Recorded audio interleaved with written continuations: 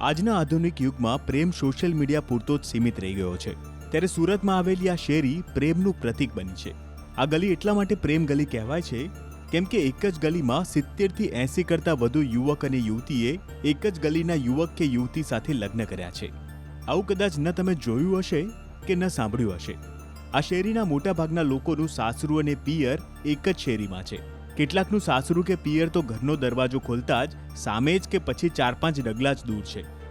70 જેટલા પ્રેમી યુગલોને કારણે સુરતની આ ગલીની ઓળખ જ પ્રેમ ગલી તરીકે થઈ ગઈ છે. લોકો આ વિસ્તારને મોહબ્બતવાલા મોહલ્લા તરીકે પણ ઓળખે છે. પ્રેમ ગલી તરીકે ઓળખાતી આ ગલીનું નામ છે કાછિયા શેરી, જ્યાં 1800થી વધુ કાછિયા સમાજના લોકો રહે છે. જ્યાં પેઢી દર પેઢીથી આ શેરીમાં વસતા લોકોના મકાનો જૂના તો થઈ ગયા, પરંતુ તેઓની વર્ષો જૂની લગ્નની પરંપરા હજી પણ યથાવત છે. અહીં પડોશમાં જ સાસરું શોધી લેવાનો જાણે રિવાજ હોય તેમ 70થી 80 યુગલો એવા છે જેમનું સાસરું અને પિયર આ જ શેરીમાં છે. અમારી જ જ્ઞાતના લોકો વસે છે, એટલે અમે એવું વિચારીએ છીએ નાનપણથી જ્યાં મોટા થયા તે જ મોહલ્લામાં રહીને લગ્ન કરીએ અને આપને સામેવાળા વ્યક્તિને નાનપણથી જ જાણતા હોઈએ, એટલે એ રીતે લગ્ન કરીએ છીએ અહીંયાના અહીંયા જ. આપનું પિયર ક્યાં? મારું પિયર અહીંયાથી પાછળ જ છે. મારો સાસરાનો દરવાજો પાછળનો દરવાજો ખોલીએ તો મારું પિયર આવે છે અને પિયરનો પાછળનો દરવાજો ખોલીએ તો મારું સાસરું દેખાય છે. અમે શેરી મોલ્લાના જે એક મેરેજમાં દાંડિયા રસમાં આ રીતે એકબીજાને જોયા, પછી ઘરમાં વાત કરી કે ભાઈ આ છોકરી છે, અને એના ઘરમાં કીધું કે ભાઈ આ છોકરો અહીંયા છે, તો અમારે અરેન્જ મેરેજ કરાવી દીધા પછી મમ્મી પપ્પાની સંમતિથી. પ્રેમ ગલીમાં રહેતા લોકો પેઢીઓથી પ્રેમ લગ્નમાં વિશ્વાસ કરે છે, એ પણ પોતાના મહોલ્લામાં જ. તમામ લોકો એકબીજાથી પરિચિત છે, એકબીજાની આદતો સ્વભાવ બધું જ જાણે છે અને એટલા માટે જ પ્રેમ લગ્નમાં વિશ્વાસ રાખે છે. અહીં લગભગ અમારી કાસ્ટના 70-80-90% લોકો અહીંયા રહે છે અને બધા એકબીજાને ટચમાં હોય છે, તો પછી આંખ મળી જાય છે.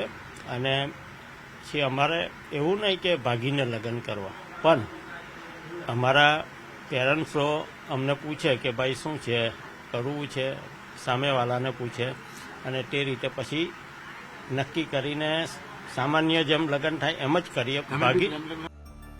પ્રેમ ગલીમાં વસવાટ કરતા મોટા ભાગના કાછિયા સમાજના લોકો એકબીજા સાથે પરિવારની જેમ રહે છે. એક જ સમાજમાંથી આવતા હોવાના કારણે સૌ કોઈ એકબીજાથી પરિચિત હોય છે, જેથી યુવક અને યુવતી વચ્ચે પ્રેમ સંબંધ બંધાય ત્યારે વડીલો વાતચીત કરીને તેમના પ્રેમ લગ્ન કરાવી દે છે. અહીં અત્યાર સુધીમાં થયેલા પ્રેમ લગ્નમાં દાંપત્ય જીવનમાં છૂટાછેડા થયા હોય તેવો એક પણ કિસ્સો નથી.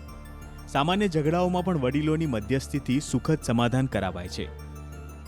અમારી આ શેરીમાં છે ને 75% વસ્તી અમારા સમાજની જ છે ને આજથી 80 વર્ષ પહેલાં પણ અમારા મમ્મી પપ્પા પણ આ રીતે જ અંદર બધાએ કરેલા, કોઈ શેરીની બહાર જતા જ નહીં હતા ને અંદર જ બધા લગ્ન કરતા હતા. તમે બેઠા છે ઘર કોણ? આ મારા મમ્મીનું ઘર છે, મારું સાસરું સામે છે. કેટલું દૂર? બસ 5-10 ડગલા જ છે.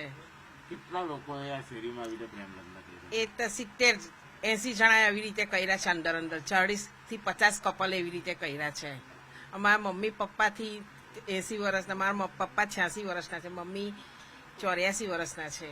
સુરતનું સૈયદપુરા વિસ્તારમાં આવેલી આ કાછિયા શેરી હાલ લોકોના ચર્ચાનું કેન્દ્ર બન્યું છે, કારણ કે આ શેરીમાં રહેતા 90% કરતાં વધુ વસ્તી એક જ કોમ્યુનિટીની છે અને આ કોમ્યુનિટીના મોટાભાગના લોકોએ ક્યાં પોતાની બાજુના મકાનમાં અથવા તો ક્યાંક પોતાના મકાનની સામેના મકાનમાં રહેતા યુવક અને યુવતી સાથે પ્રેમ લગ્ન કર્યા છે. જો કે આ શેરી અને આની પાછળના ભાગમાં આવેલી શેરી એક જ સમાજના હોવાથી જો લવ મેરેજ ના હોય તો એરેન્જ મેરેજ પણ આ બે મોહલ્લામાં જ થાય છે. કહી શકાય કે આ મોહલ્લામાં રહેતા 70થી 80 કપલ એવા છે કે જેમને લવ મેરેજ કરી એક જ જગ્યામાં એક જ મોહલ્લામાં પોતાનું પિયરિયું અને પોતાનું સાસરિયું બનાવ્યું છે.